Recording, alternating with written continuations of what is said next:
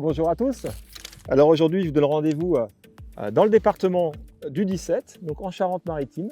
Nous sommes du côté de Montendre, dans un magnifique étang qui est très poissonneux. Il est reconnu en fait pour avoir une grosse densité en gardon, en brème, pas en brème, en gardon, en tanche et également en carpe. Bon là on est quand même sur le début de saison, on est à la fin de l'hiver, le printemps commence à montrer un petit peu son nez. Donc normalement la partie de pêche aujourd'hui en étang devrait se dérouler sur une pêche de gardon. Donc après avoir mis 8 boules à la main, donc je vais compléter mon amorçage par un recentrage à la coupelle. Alors, toujours pareil, l'esprit c'est qu'en fait à la main on fait un tapis un peu large pour essayer d'attirer, de créer une zone de confort pour les poissons. Et après, bien évidemment, on termine son amorçage à la coupelle. Bon, aujourd'hui, je me suis orienté sur une pêche à 9 mètres, donc c'est pas très loin, mais c'est suffisamment loin pour les pêches d'étang. Alors en étang, il est rarement nécessaire, surtout que là, je suis en mode loisir, d'aller pêcher beaucoup plus loin que cette distance. D'ailleurs, ici, en sondant, j'ai remarqué qu'à 7 mètres, en gros, on avait la cassure. En fait, la cassure, c'est l'endroit qui nous permet d'avoir un fond tout à fait correct qui ressemble au fond qu'il y a au large. Donc en fait, à 9 mètres, je suis totalement sur un fond propice pour prendre des poissons. Donc là, je complète mon amorçage initial de 8 boules par 6 boules mis à la coupelle. Voilà. Donc on va essayer justement, grâce à ça, de recentrer les poissons sur une zone assez restreinte. Parce que là, je vais pêcher qu'une bannière qui ne sera pas excessivement longue. Là, en étang, on a un vent de face, donc la bannière, c'est un peu à prohiber. Il faut vraiment essayer de l'éviter parce que sinon la ligne va rentrer très rapidement dans la bordure. Alors du coup, en fait, je vais couper la bannière, j'ai environ 80 cm de bannière. Ça va me permettre de rester globalement proche de mon cou, même si la ligne rentre un petit peu. Et l'amorçage de la coupelle, justement, va me permettre de positionner ma ligne assez régulièrement dans cette zone en fait, d'amorçage centré. Voilà, tout simplement. Donc je termine avec ma dernière boule à la coupelle. Donc une petite astuce les amis, afin d'avoir toujours vos boules au même endroit et avoir une très grande précision, je bloque systématiquement ma canne dans le bloc talon avant de retourner en fait la coupelle sur la zone de pêche. Alors là c'est une évidence, c'est hyper précis, vous ne pouvez pas déjà déborder en termes de distance. Et donc il faut juste maîtriser en fait l'amorçage au niveau latéral pour être très précis. Bon là j'ai une deuxième astuce. Sur ma barre d'amorçage, j'ai une zone de couleur et en fait je positionne ma canne sur cette zone de couleur pour pouvoir avoir le bon positionnement aussi bien latéral que sur la distance. Voilà, donc du coup les boules en gros se positionnent presque les unes sur les autres. Donc là aujourd'hui, on est au bord du plan d'eau de Montendre pour vous faire découvrir en fait une pêche de début de saison en étang. Bon, généralement en début de saison, les parcours sont assez poissonneux parce que souvent les VPMA ont réempoissonné les parcours et généralement les premières sorties de pêche sont assez prolifiques car les gardons sont assez généralement mordeurs. En tout cas, les poissons qui ont été relâchés sont souvent très coopératifs. En tout cas, c'est le cas ici où on va être face à justement des espèces omniprésentes comme bien évidemment les gardons qui ont été rempoissonnés, des rotangles. On risque de trouver également des poissons du type tanche, malgré le début de saison et malgré le fait qu'on soit encore qu'à fin février. Voilà. Mais c'est pas improbable parce que la PPMA locale en a remis à l'eau. Donc les poissons malgré tout ont quand même de l'appétit. Et donc on va vous montrer un petit peu quel type de ligne utiliser justement sur ce type de parcours qui sont, on va dire, en surpopulation en début de saison et où les poissons ne sont pas trop regardants. Voilà. Donc on va prendre en détail les lignes, on va regarder un peu ça, les hameçons. Vous voyez là, on démarre la partie de pêche et vous voyez les poissons sont tout à fait de jolie taille. Donc on va vous faire découvrir toutes ces lignes, toutes ces astuces, quels hameçons utiliser, quelles èches mettre à l'hameçon dans les endroits où justement où les poissons ont faim. Donc, et là on va découvrir justement que ce n'est pas l'école de la finesse aujourd'hui, ça va être plutôt l'école de l'efficacité avec des hameçons on va dire bien proportionnés, des èches relativement volumineuses et des poids de flotteurs qui ne seront pas les plus légers, mais qui seront des lignes qui seront tout à fait stables et qui se mettront rapidement en pêche pour être justement efficaces et prendre un maximum de plaisir. Voilà, donc je vous invite à me rejoindre autour de ma station et je vais vous faire découvrir quelles sont les lignes que j'ai sélectionnées. Donc pour aujourd'hui, j'ai prévu 3 lignes initialement. J'ai prévu une ligne plutôt légère, une ligne plutôt lourde pour les pêches de gardons, et après une ligne plutôt orientée gros poisson. Donc je vais vous les présenter une à une. Donc ma ligne légère, là c'est une 0,50 aujourd'hui. Donc ça c'est un flotteur de la série SPS16. L'avantage, qui métal gros diamètre, antenne en plastique très visible. L'antenne en plastique pourra supporter le poids des aiges volumineuses type gother, maïs, voire bouquet de pinky. Au niveau du corps de ligne, donc je me suis orienté sur un corps de ligne en 13,6 centièmes. Et au niveau du bas de ligne, j'ai un hameçon de 18 sur 10 centièmes. Donc on voit qu'on est sur malgré tout un montage pas trop fin, mais qui est complètement adapté aux pêches de début de saison qu'on va rencontrer aujourd'hui, où un rempoissonnement a été fait il y a une paire de mois, et les poissons nous attendent la bouche grande ouverte et n'auront aucun souci à se saisir de 10 centièmes qu'on va leur proposer. Alors ça, c'est la ligne la plus légère.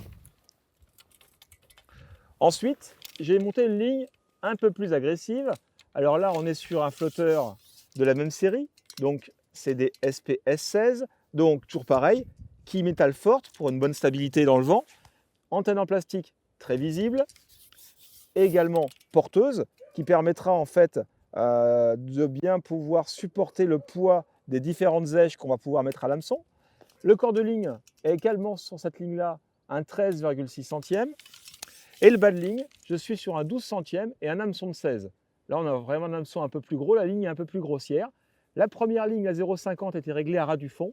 Et cette ligne-là, en 1 gramme, je vais la régler avec une traîne de 5 cm, histoire d'immobiliser l'aiche sur le fond, pour voir si on peut sélectionner un peu la taille de nos prises. Voilà.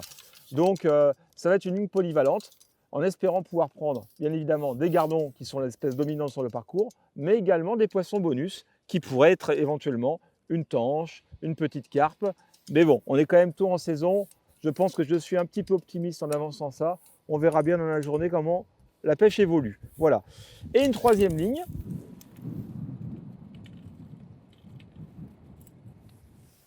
Alors, qui est une ligne totalement différente. Là, je suis sur une ligne à gros poisson. Alors, paradoxalement, qui dit gros poisson, ne dit pas spécialement gros flotteur. Parce que c'est le flotteur le plus léger des trois. Là, j'ai un flotteur de 0,40. C'est un flotteur destiné aux pêches de carpe. Donc là, celui-là, c'est la série SPT44. Alors, qu'est-ce qu'il a comme particularité? Il a une quille en titane. Donc, c'est que la quille, on peut la plier dans tous les sens. Elle reprend toujours sa position initiale. On a une antenne en plastique creuse très visible qui est recouvert d'un œillet sur antenne qui va permettre au flotteur d'être quasi indestructible. Donc pourquoi un flotteur à gros poisson et un flotteur à carpe? Parce qu'en fait, comme on a dit tout à l'heure, il est fort possible que ces poissons un peu bonus viennent jouer un peu les troubles faits pendant la partie de pêche. Et si l'occasion se présente, j'aurai l'occasion d'essayer de les pêcher avec cette ligne-là. Alors là, pour le corps de ligne, je suis sur un 15,5 centièmes monté en direct, c'est-à-dire que je n'ai pas de bas de ligne. Mon hameçon est directement monté sur le corps de ligne. Et là, je me retrouve avec un hameçon de 14. Et là-dessus, je compte pêcher avec un grain de maïs à l'hameçon ou alors un bouquet de gother. Voilà. Donc, on est vraiment sur une ligne relativement légère, mais très, on va dire, très sécurisée en termes d'hameçon et de fil. On a quelque chose d'assez costaud. Bon, maintenant, on peut se dire 15,5 sur des carpes ou sur des tanches, c'est pas très, très fort, mais on se trouve au mois de février. Les poissons n'ont quand même pas une énergie débordante. Ils sont relativement, on va dire, généralement paisibles à cette saison. Ils ne sont pas en pleine puissance. Donc, on va pouvoir complètement les arrêter avec un corps de ligne de ce diamètre-là. Voilà. Et en plus, l'avantage, c'est que ça ne va pas rebuter non plus les gardons qui voudront se saisir également, éventuellement, des appâts un peu plus volumineux. Voilà, donc ce sera une ligne relativement polyvalente. Il y a un point que j'ai oublié de vous préciser. Il y a quand même un élément essentiel dans la ligne, c'est déjà le choix des élastiques.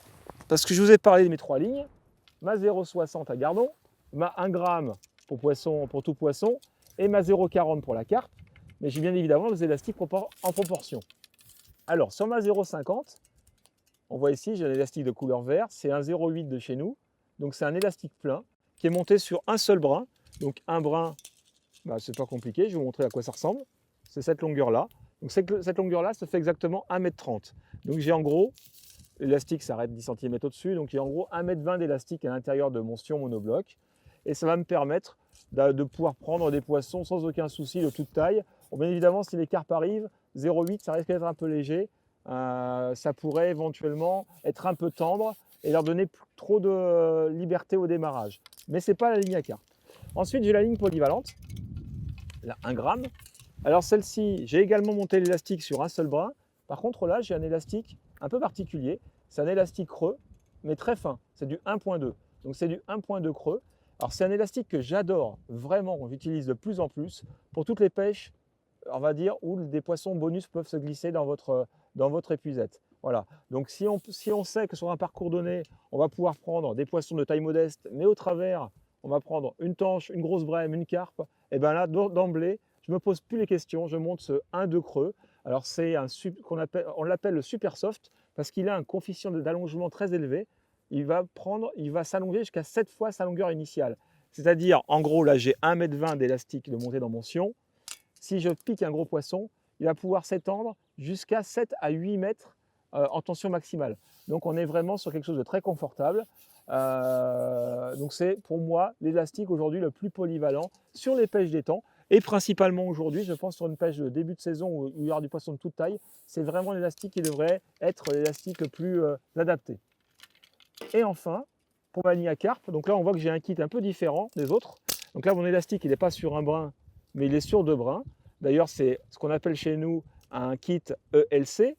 ELC veut dire élastique contrôle. Pourquoi élastique contrôle? Parce qu'on peut simplement contrôler l'élastique à la fin du combat en pouvant justement récupérer les mètres d'élastique sortis par éventuellement une grosse carpe, une tanche, etc. etc. Vous voyez, donc c'est quand même hyper pratique. Alors, du coup, j'ai monté mon élastique sur 2 brins. Et là, on est sur un élastique de 2,1 mm. Donc, c'est un élastique, on va dire, pas trop fort pour la carpe, mais adapté aux pêches de début de saison, qui restera globalement relativement tendre. C'est-à-dire que si on a des poissons de taille modeste, il va quand même faire son action d'amortisseur. Il va quand même sortir. Même si c'est un gardon d'une centaine de grammes, il sortira, même si c'est que 15 ou 20 ou 30 cm, il sortira quand même, il jouera son rôle. Et par contre, si un plus gros poisson type carpe ou tanche vient se prendre dans la ligne, on va pouvoir avoir plusieurs mètres d'élastique sortis. C'est pareil. Alors cet élastique-là, c'est un 2,1 mm de la série Bazoo Carp. Donc c'est un élastique qui est relativement, on va dire, puissant. Mais vu le diamètre que j'ai utilisé, il sera bien évidemment suffisamment souple parce que c'est que du 2,1 mm. Voilà. Donc on va démarrer la partie de pêche avec ces 3 lignes. Et je vais attaquer tout de suite avec la ligne d'1 gramme, qui est ma ligne, on va dire, intermédiaire. Je ne vais pas commencer par la plus légère, ça n'a aucun intérêt. Autant commencer par une ligne médium pour voir un petit peu ce que ça peut donner en termes de résultats. Allez, c'est parti. On va commencer par y accrocher un beau gauzer de couleur rouge. Donc là, j'ai un hameçon de 16 sur 12. Donc on va voir comment ça se déroule. Bon, alors, premier coup de ligne. Bon, ça s'est pas fait, la touche n'est pas fait attendre. Donc on est vraiment dans le cadre d'une pêche d'étang avec des poissons qui sont tout de suite actifs. Donc là, alors vous voyez, j'essaye, là c'est vraiment un très joli gardon. C'est plutôt un rectangle. Vous voyez l'élastique, je ne peux même pas le soulever parce qu'en fait, au fur et à mesure que j'essaie de le sortir de l'eau, c'est l'élastique qui sort et j'arrive pas à le décoller. Donc là, je vais être obligé, pour le premier poisson, d'utiliser mon épuisette. Vous voyez, donc là, j'ai quand même un élastique d'1,2. Donc 1,2, on pourrait croire que ça commence déjà à être un peu gros sur de l'élastique monté sur un brin. Et là, on a bien vu que sur un poisson qui fait globalement, celui-là doit faire 120 grammes, on voit très bien qu'il fait son rôle d'amortisseur à merveille.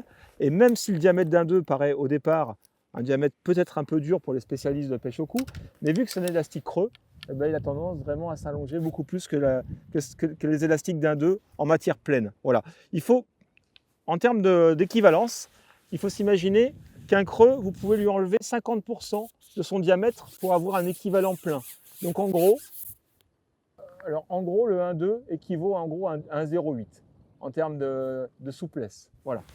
Alors là, il m'est arrivé quelque chose d'assez incroyable.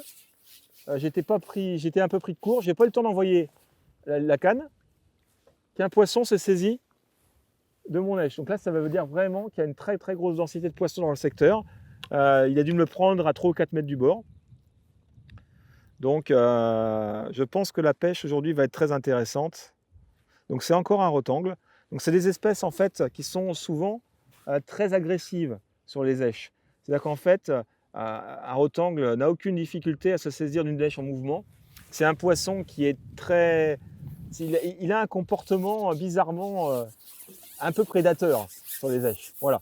Donc il n'est pas rare aussi de les prendre à la descente. Quand la ligne se met en place, bah là la preuve, voilà, c'est ce qui s'est passé. En fait, là, j'ai pas eu le temps de mettre ma ligne en place, que la lèche n'a pas touché le fond, elle a été saisie avant par un rotangle. Et là, on voit encore, voilà, c'est encore un très très joli poisson. Donc là, on est sur des poissons qui font, celui-là, il fait une centaine de grammes. Et ils ont des couleurs magnifiques parce que c'est un poisson avec des reflets très marqués, avec des nageoires rouges, rouge orangé, très très vifs. Donc là, on voit que les prises s'enchaînent assez rapidement. En fait, le temps d'attente sont relativement modestes. Donc encore une fois, les rotangles sont de la partie. Donc c'est un poisson très joli avec des nageoires orangées. Vraiment, c'est un magnifique poisson. Donc c'est vrai que pour s'initier à la pêche au cou, c'est vrai que les ouvertures des temps, souvent en mars, sont des moments propices justement à prendre un plaisir immense. Je pense que pour ceux vraiment qui veulent se lancer dans la découverte de cette technique, c'est le moment rêvé parce que là au moins on va comprendre, on va voir des touches, on va prendre du plaisir. C'est très ludique. Pour les enfants, c'est très bien parce que ça permet de leur... déjà, ils adorent avoir de l'activité, ils adorent quand ça bouge et quand ça mord assez facilement. Donc je pense que c'est la saison idéale pour leur faire découvrir la pêche. Voilà. Et donc là, on voit bien que la pêche aujourd'hui n'est pas très compliquée. Je pense que tous les pêcheurs voulant s'initier à la pêche au cou pourraient prendre des poissons sans aucun souci, mais sans aucun problème. Donc au niveau des appâts pour aujourd'hui, j'ai été relativement simple, c'est-à-dire j'ai prévu du gozeur. Donc c'est du gozeur jaune ici et du gozeur rouge là. Donc c'est lèche vraiment préférée des gardons lorsque c'est des poissons de rempoisonnement et des poissons qui sont très actifs. Si la pêche était plus dure, j'avais prévu la taille du dessous, c'est-à-dire des pinkies. Alors j'ai des pinkies de la même couleur, c'est-à-dire des jaunes et des rouges. Alors pourquoi des jaunes et des rouges? J'aime bien avoir ces deux contrastes avec moi, parce qu'on a d'un côté une neige claire et de l'autre une neige plutôt foncée. Et suivant les endroits, suivant les eaux, suivant les parcours, les poissons préfèrent soit une couleur claire, soit une couleur foncée. On ne le sait pas spécialement à l'avance. Donc si vous ne voulez pas prendre de risques, munissez-vous d'une couleur claire, d'une couleur foncée, et ça vous permettra de faire des essais. Au-delà de ça, j'ai prévu du maïs. J'en ai préalablement coupé, on va dire, avec le hachoir dans mon amorce pour habituer les poissons à se nourrir de ça, de manière à ce que lorsque j'en piquerai un, normalement, vu qu'ils en auront déjà mangé plusieurs, mangé naturellement sur le fond, ils n'auront aucun souci à s'en saisir. Et si la pêche était excessivement délicate, qui n'est généralement pas le cas sur les pêches d'ouverture, j'ai prévu quelques vers de vase. Voilà. Bon, très honnêtement, après 5 minutes de recul, je pense que les vers de vase, je ne les toucherai pas de la journée, aucun intérêt. Les poissons sont trop actifs pour pouvoir s'amuser à, on va dire, à finasser. Voilà. Donc là, on va vraiment prendre du plaisir à pêcher à 9 mètres. Donc c'est pareil, pas la peine d'aller beaucoup plus loin. Je pourrais presque même vous dire, je pense qu'on pourrait aller même beaucoup plus près de ce qui s'est passé tout à l'heure, parce que tout à l'heure en lançant la ligne, j'ai attrapé un poisson qui m'a saisi mon appât à 3-4 mètres du bord. Donc là c'est pareil, c'est la saison également pour pouvoir se lancer sur les pêches à la télescopique. Donc souvent la pêche à la télescopique, c'est la pêche qui nous permet de débuter la pêche au cou.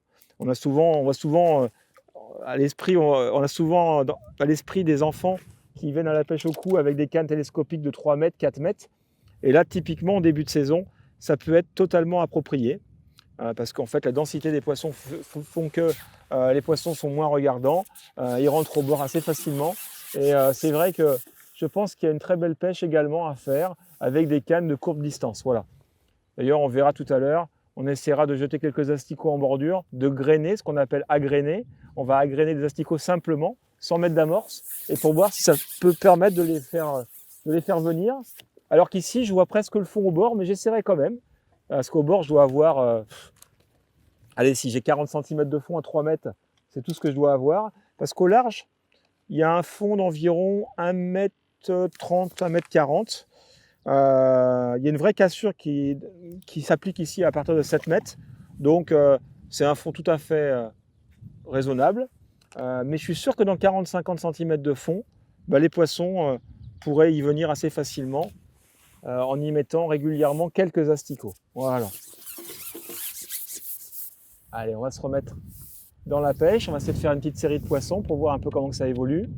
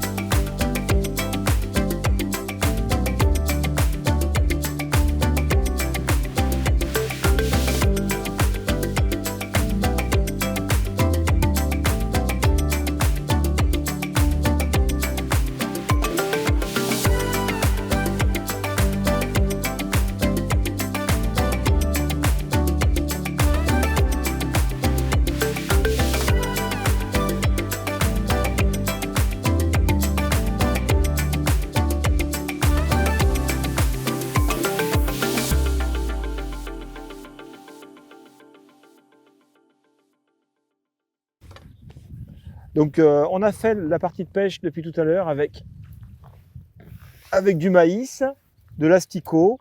En fait, il y a une telle densité de gardons qu'on n'arrive pas du tout à sélectionner. Même le maïs, les poissons de 50 grammes le saisissent.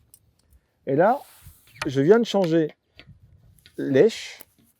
Alors, là on voit, c'est vraiment un rotang magnifique. Il doit faire, celui-là il fait facilement 250 grammes. Il est vraiment très gros, très rond, très très gros. Donc voilà, je vous présente l'âge du jour. Alors je pense que la plupart des pêcheurs qui vont être derrière la caméra ne vont pas comprendre ce que c'est. Alors je vais le lécher, vous allez mieux la voir. Voilà. Donc là on est, allez, ça vole au vent, c'est très léger, pourtant c'est très gros. Et là on vient de tomber sur quelque chose d'assez extraordinaire.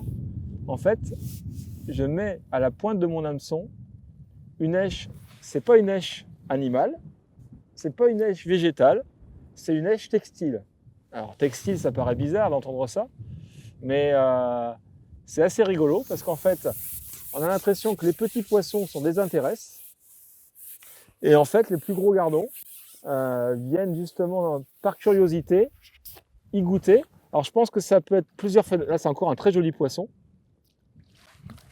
C'est le deuxième de suite en fait. C'est des gardons qui font 2,5 fois la taille des autres.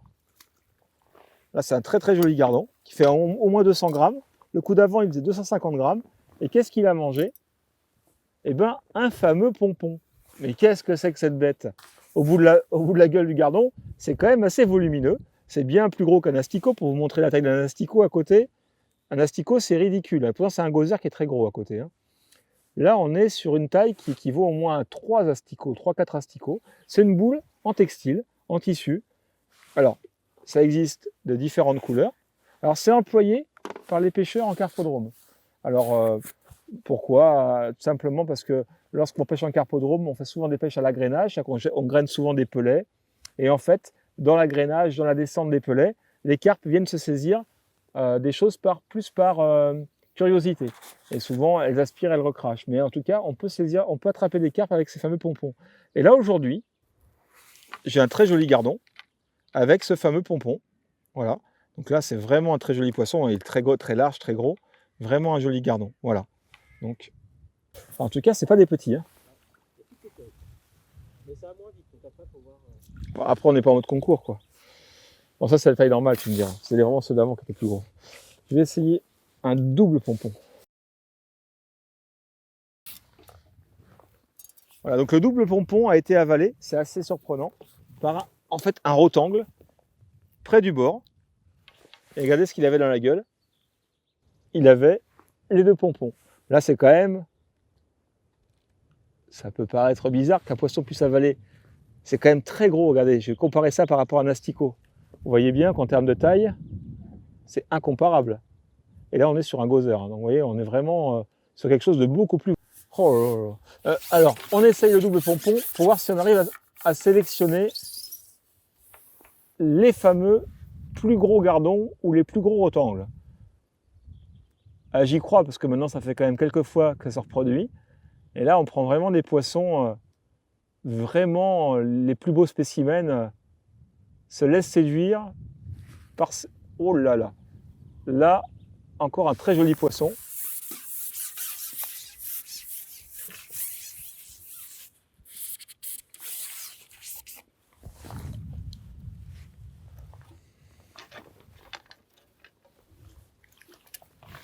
Voilà. On est encore sur un très gros rotangle. Et regardez ce qu'il a dans la bouche. C'est assez rigolo quand même. Ces fameux double pompons.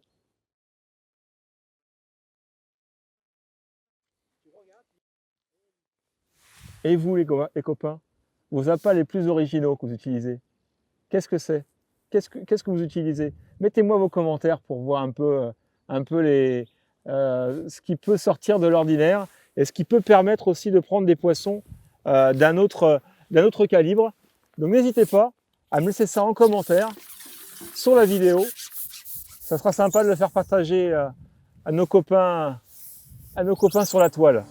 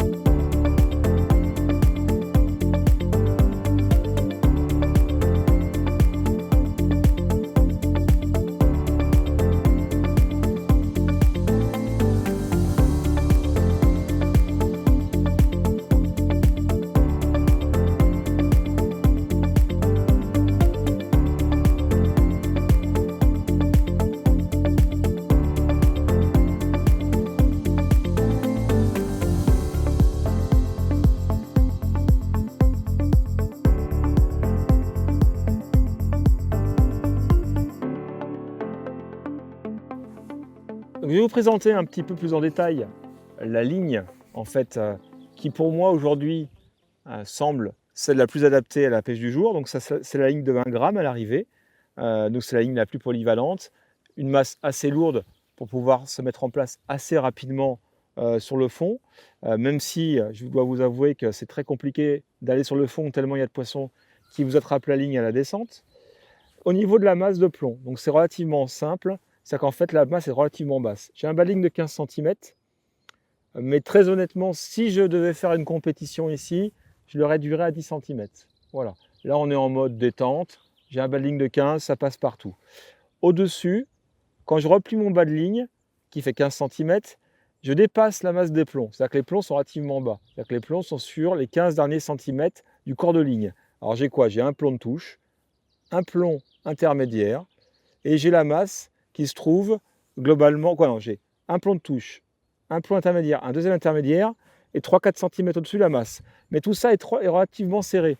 Entre les deux premiers plombs, je dois avoir 5 à 6 cm. Entre le deuxième et le troisième, j'ai 5 cm. Et entre le troisième et la masse de plomb, j'ai 3-4 cm.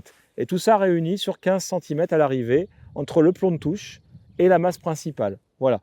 Donc c'est une plombée très agressive, très basse, pour essayer de visualiser les touches de manière les plus nettes possible. Voilà. Là, aujourd'hui, on ne cherche pas la souplesse, on cherche plutôt de la rigidité. Voilà, c'est très important. L'hameçon, donc on l'a dit tout à l'heure, mais je le répète, c'est un 16 sur 12 centièmes. Donc on a quand même quelque chose qui tient vraiment la route et qui va nous permettre de prendre et de lever l'autorité des poissons jusqu'à une centaine de grammes sans aucun souci. Voilà. Et ben on va rattaquer, on va essayer de voir ce qu'on peut mettre comme poisson dans la bourriche. Et puis, on va essayer de prendre un maximum de plaisir. Surtout, profiter de ces journées de début de saison pour justement vous éclater et prendre du plaisir pour avoir des touches, prendre du poisson. C'est l'occasion de faire des pêches, des fois hors du commun sur des pêches de gardons. C'est vraiment l'époque où les gros gardons vont mordre le mieux. Parce que généralement, après, dans la saison, plus la chaleur va monter et plus les poissons vont être compliqués à prendre. Et généralement, ce qu'on constate, c'est que la taille des poissons diminue. Et souvent, en début de saison, les poissons sont très gros. Et là, ils sont vraiment en appétit. Bizarrement, on pourrait s'imaginer que le froid hivernal pourrait réduire leur appétit. Bien au contraire, ils sortent de l'hiver, les premiers beaux jours arrivent. Et ben, l'appétit est là, il est présent, ils sont vraiment en activité. Et c'est vrai que dans le temps, malheureusement, avec la chaleur, avec le manque d'oxygène dans l'eau, leur appétit va se restreindre au fil des saisons. Donc si vous voulez faire une belle pêche au cou de gardon, de rotangle, un conseil, attaquez dès le mois de mars la pêche, et là vous serez agréablement surpris des résultats que vous allez pouvoir obtenir. Allez, j'y retourne.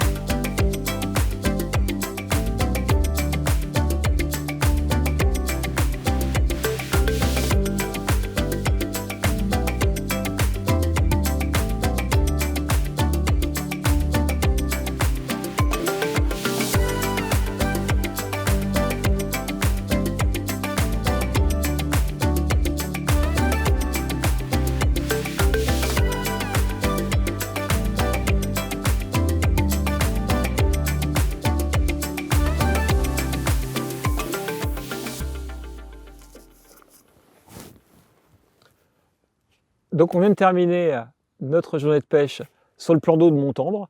Donc on a une météo un peu mi-figue mi-raisin avec un ciel assez voilé, un peu de vent de face. Bon, les poissons ont été très coopératifs aujourd'hui. Beaucoup de gardons, des rotangles. Donc en début de pêche, les rotangles étaient plus présents sur le coup. En fin de manche, là, c'était plutôt des jolis gardons. Alors les poissons sont très beaux, hein. C'est des poissons qui font, les plus petits font 50 grammes et les plus gros vont jusqu'à 300 grammes. Donc c'est vraiment des poissons excessivement jolis. Bon, on s'attendait à une pêche facile. C'est un plan d'eau qui a été rempoissonné avec une grosse densité de poissons. On a rencontré tout à l'heure le président de la PPMA qui nous a expliqué qu'ils ont rempoissonné cet hiver près de 600 kg de gardons sur le plan d'eau. Ils ont également mis 300 kg de tanches et quelques autres poissons type brochet, etc. Donc ça fait plus d'une tonne de poissons qui a été émergé dans l'eau. Donc ça fait quand même un gros volume de poissons frais pour les pêcheurs. Et je pense que les pêcheurs qui vont venir sur ce plan d'eau à Montendre vont pouvoir prendre un réel plaisir à avoir déjà des touches, des sensations.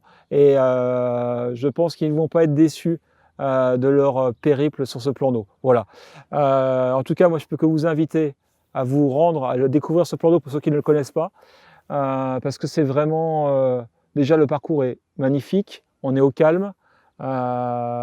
Juste derrière nous, il y a une aire de jeu pour les enfants. Donc, ça peut être sympa pour ceux qui viennent en famille. En fait, c'est vraiment adapté à une sortie, on va dire, familiale, sans aucun souci. Voilà. Au niveau de la pêche, donc on était parti sur 3 lignes, une 0,50, une 1 g pour les gardons et une 0,40 pour les carpes. La carpe, on a essayé, malheureusement, il y a une trop grosse densité de gardons, c'était quasiment imprenable. Il y a peut-être des gros poissons, mais en tout cas, on est incapable de vous dire aujourd'hui si ils étaient mordeurs ou pas. Ça fait comme une boule de gardon, il faut s'imaginer des boules de gardon sur le coup. Et il est quasiment impossible de descendre une ligne. Même au maïs, le poisson arrivait à prendre le maïs à la descente. C'est pour vous donner un peu l'idée de la densité de poissons qu'il y a sur le plan d'eau. Par contre, on a fait une expérience aujourd'hui particulière. On a pêché avec on va dire, du textile. Une boule qu'on appelle des pompons dans le jargon des carpistes. C'est une petite boule en textile très souple qui se gorge d'eau et qui est relativement grosse en fait, hein, qui fait au moins 3 mm de diamètre, 3-4 mm de diamètre, 4 mm au moins de diamètre. Et en fait, en mettant ça à l'hameçon, on a réussi à déclencher les plus gros spécimens. Alors il y avait des couleurs qui étaient plus propices à la réussite. Le jaune était très bon, le orange était très bon, le blanc aussi. Par contre, on a essayé les couleurs ternes, comme noir, violet ou bleu, parce que ça existe dans toutes les couleurs. En fait, ce sont des petits pompons utilisés pour faire des colliers, tout simplement, pour les enfants. Et en fait, les poissons mangeaient ces pompons. C'est assez surprenant, on a du mal à se l'imaginer. Mais les plus gros spécimens mangeaient ces pompons. Et donc, encore une èche un peu insolite qu'on a testée aujourd'hui, qu'on a pu tester grâce à cette effervescence, grâce à cette énergie qu'avaient les poissons à nous donner du plaisir dans les touches. Là, vraiment, on rentre à la maison ce soir avec les yeux pleins de